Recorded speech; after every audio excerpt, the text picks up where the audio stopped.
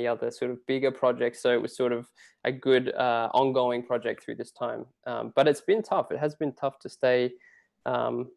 Maybe having more time isn't the solution. It's tough. That's interesting. And I'm always actually fascinated too on drummer composers, right? You're coming from a different angle, from a different perspective. Maybe can you talk a little bit about your process, your composition process throughout this, your specific composition? Yeah. So my composition was actually interesting story. The reason I picked, or the reason I sort of came up with this tune, I started writing the framework for it while I was in Boston, actually, in the middle of a blizzard, like a big snowstorm in December last year. And it was just a small section. I put it away in the vault, and then I got Russ's email, and straight away I thought that would be, I think, a really great way of tying together this idea of being on the other side of the world, but being able to build this project together and build these compositions and these arrangements together. So having this piece that was half composed on the other side of the planet and then finished here in Australia, I think that tied together really well. So for me, that's kind of where that piece came from.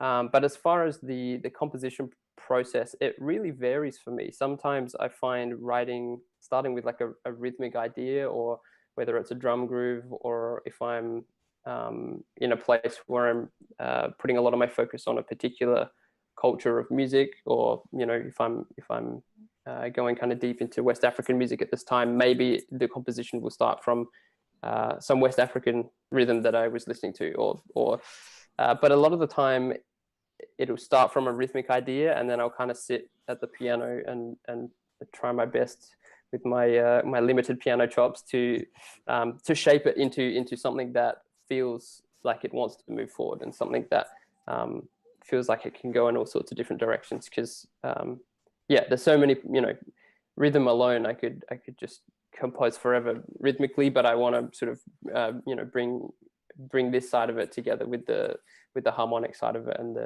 the arrangement sort of part of it. So love it. I'm so excited to hear your compositions. And maybe just one last question before we go into the music.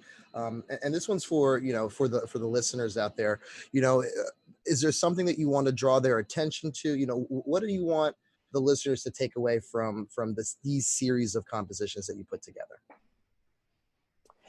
I think for me, the biggest thing about this project and about these arrangements of all these different musicians or composers' pieces is the connection that we've all had, and the connection that I think is really, really important at this time, and actually connecting through music and using music as a platform to bring people together. And like, none of these, I was not, before this project, I was not speaking with or connected to any of these wonderful musicians and composers, but now I have this circle of people right around the world, thanks to Russ and thanks to Rope-A-Dope, of really, really great people and great composers and musicians to work with, and to draw ideas from, and to share with, and to just connect with. So I think for me, this project has felt like opening up that sort of, and at a time like this, I think it's, as I said, extremely important to stay connected with people, and having that kind of international connection is really exciting. Wow, that's amazing, Alex. Thanks for your time and talent. Back to you, Lewis. Yeah, I mean, just taking off from what Alex has just said, I think what's most fascinating about this is the way that it can break down people's perceptions, and most of the composers on the project have already been doing this. Alex particularly, coming from Australia and being a student of rhythm, we typically might look at Alex and say, well, that doesn't make sense. That's not his particular heritage. What level of authenticity is there to this? And I think it's time, as we're in lockdown and we're communicating globally and we have the internet, to let go of some of those sort of preconceived notions of what is authentic. I'll tell you what I believe is authentic is people who put both their mind to understanding the cultures of the world and their heart into collaborating and communicating with other cultures, and finding that not only the respecting the uniqueness of a particular culture, but also, you know, finding common ground as well, right? So there's a way to keep culture, but there's also a way to combine culture, and that seems to be the message that's coming out of this project and of Alex's work, for me at least. So with that, let's jump in and take a listen.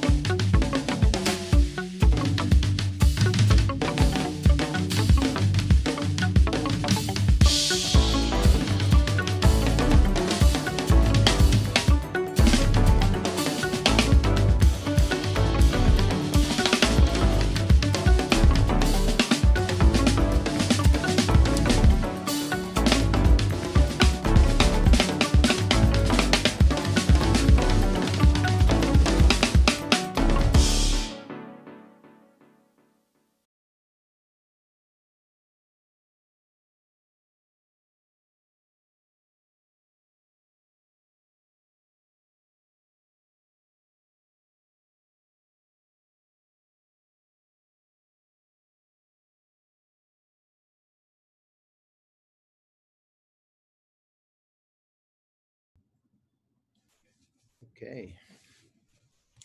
All right. It's difficult to come on right away and start talking. That was just truly stunning, and just props to Alex Flood. I Thank you I so much, Lewis. can't even process how it brought, like, and Russ, I think you put this at the end for a reason, right? Because suddenly everything Yeah.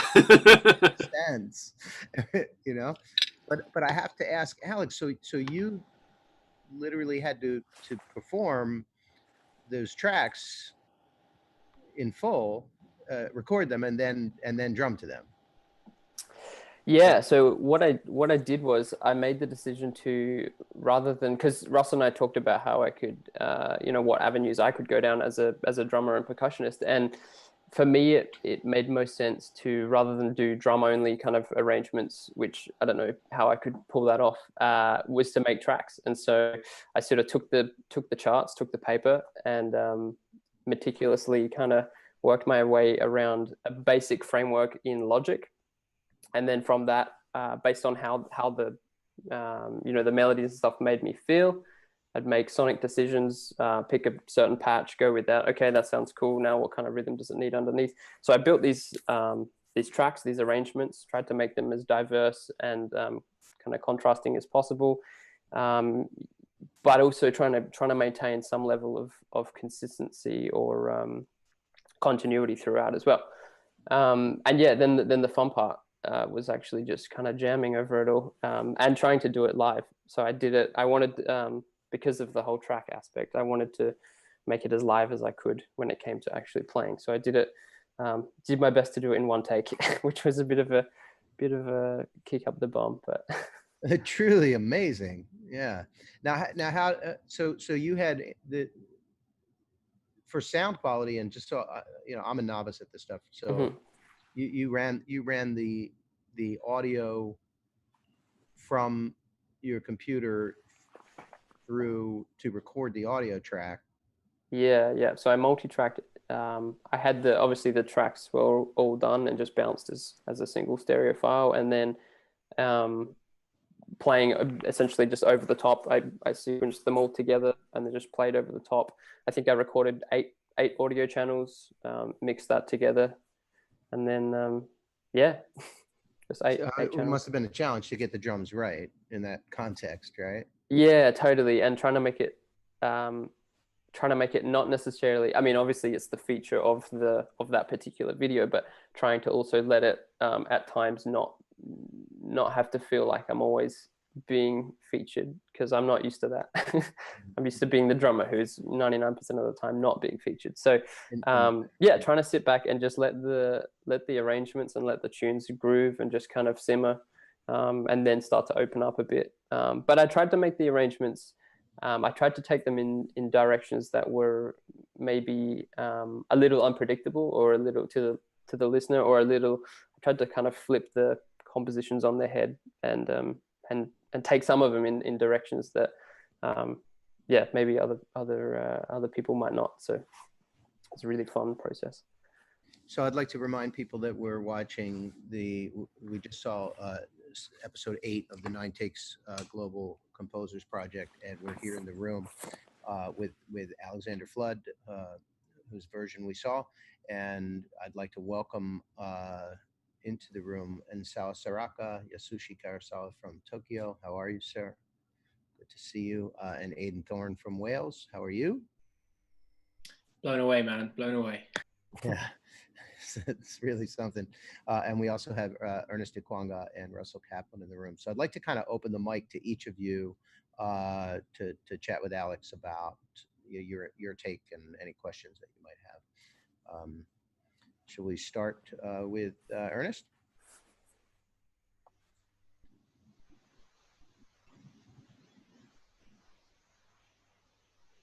We're not getting sound, I don't think.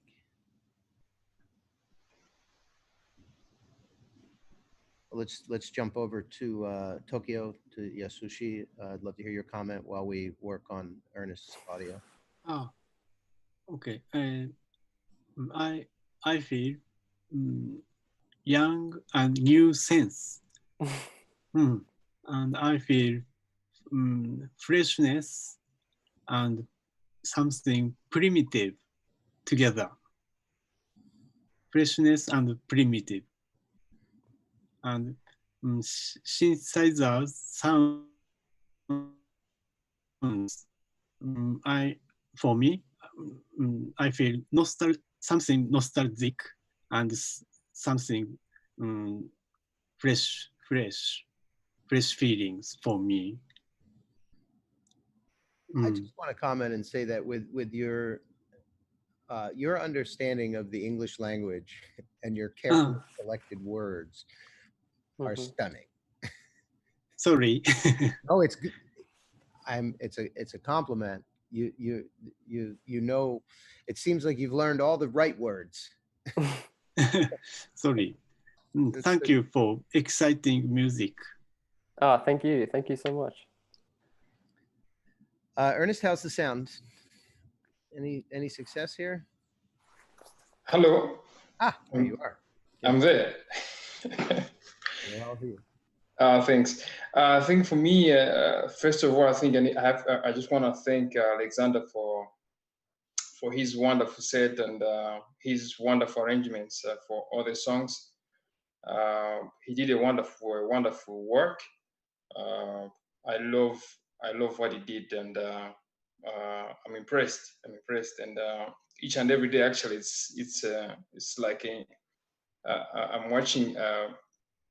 I'm listening to the new songs, the same songs, but every day it's like the new songs.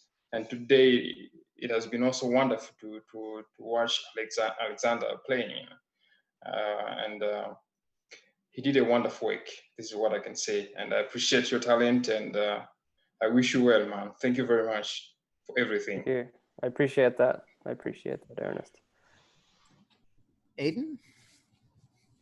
Oh, so much to say. Yasushi actually said something fresh and nostalgia put together, and I really felt that. The choice of synths, it really got to me in a good way, because I thought they were so sweet, and they kind of reminded me of like the sounds Mark Juliano would choose on some of his more recent work, which is just awesome. But yet they also sound a little bit like point and click adventure computer games from the early 90s that I used to play.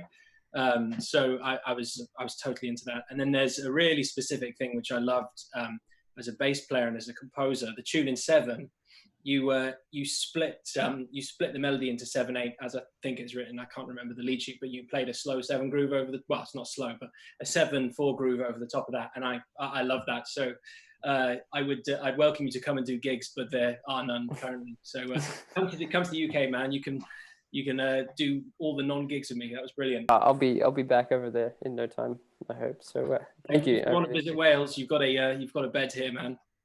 All right, I'll take you up on that. Great. Russ? Oh man, I mean, who's not speechless after that? Man, that's I gotta work harder. Like, that's my reaction. I'm like, I just sat down and played my set, which you did, but you also, like, I mean, Alex, you basically produced and performed a solo record. Like, that's what you did here. And like, but beyond the work and the technical element of it, just like everything had like just a distinct style. Like, you really had a unique viewpoint on all the songs that really hung together and was really true to the original compositions. And you took some really cool, you know, when you get past the production, you took some really cool musical chances. You know, I noticed your tune had this whole intro that I loved, and you changed time later on in it. And then I think, did you put Lockdown in 9? I was trying to count it and I couldn't quite. I think it was, yeah. So like, I've lost track. Yeah, and the arrangements were so well paced, you know, just like when the drums completely cut out at certain times, and like you were really framing the melodies really beautifully, and just like it kind of, I think mainly through arrangements, just taking these all as far as they could go, and I just, man, I loved it. So yeah, yeah, so I think everybody on this whole thing like really went the extra mile, whether it was through a you know, like me just like sitting down and playing them all in a row with no frills, or this, which is, I mean, I think it's safe to say this one takes the cake as far as moving parts and work ethic. You know, so thank you, just amazing. Thank you. I have to say this. While it was so much fun to do, it was actually a huge challenge for me. And having not really any keyboard chops and been giving these PDF charts, I was just like, oh, what? How am I going to do this? So I spent a lot of time behind the computer trying to get these arrangements together. It was many hours spent getting it to work. So I'd call it a success. 'Cause, I mean, I can play keyboard, but I cannot do what you did. Like that was pretty great. But it was super rewarding experience though, after going through that and you know, meticulously kind of going through each of the 9 charts. Man, I'd do it again. Let's do another one. Yeah, there you go. There you go. Well, we're gonna huddle after this and talk about where this can lead. I think, you know, when we're live, we're responding in real time. We'll all take a little bit of time to reflect and listen back and think about where we go next. I for one would love to see all of you in one physical space, working on this, and I hope that we can come to that day. I think that collectively and individually, you've shown the world what commitment to art really is in such a challenging time. And I want to emphasize that commitment to art is commitment to humanity, because you've created something really amazing that, you know, at a time when the world really needs amazing things, right? We need music more than ever. I can't thank all of you enough for doing this, for demonstrating to people what, you know, what musicians are really about, and what humans can do when they have a common purpose and a common goal and can connect through technology. I mean, honestly, without the technology, this was not possible, right? So there's a time that we're entering, thanks to COVID-19, where we have to rethink technology and how we can, you know, connect across borders, which are still very real, unfortunately. So I want to remind the audience, people who are watching, that you can donate, paypal.me/ropeadope. I want to thank each and every one of you. Alex, for your performance today. I'm very excited to air it later this afternoon as well for an encore performance. I thank Russ Kaplan for just having this wonderful idea, and I want to thank each and every one again for putting so much energy into it. And for those that aren't able to be here today, Padraig and Andrea and Lisa and Eric, you know, thanks to you, you get a chance to watch this. Want to let people know where we're going to go next, and maybe we can come off with some ideas as we wrap this up. I'm a little sad. Like we have to plan something for the future. So at some point in the next month or so, we will be doing a couple things. First, we are eagerly awaiting number 9, which is Padraig Rin's performance, and there will be a time when that comes, when it's ready, and we'll be airing that. And I think I'd like to get everyone back together for a common discussion sometime in August for the next Rope-a-Dope Music Festival, online virtual music festival, and we can all chat about exactly what we're going to present. But I think maybe you know, chopping this up. What do you think? What's the next? Yeah, we'll figure it out. Maybe a greatest hits type, like roundup episode. Where everyone performs their own song. Yeah, something like that. Or maybe one everybody performs somebody else's song. There you go. Okay. Well, again, thank you all. For the audience, you're watching the 9 Takes Global Performance Project truly stunning. You can go back on our Facebook page and look at previous, and you can also catch an encore performance from Alexander Flood today at 5 o'clock.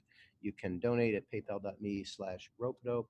And each of these artists has music out on our Bandcamp page, or you can visit their websites. I urge each of you to kind of drop your website or link into the chat here as we wrap up episode 8, so that audience can find your music. And wrapping up from the Rope-a-Dope room. Thank you so much, guys. Thanks.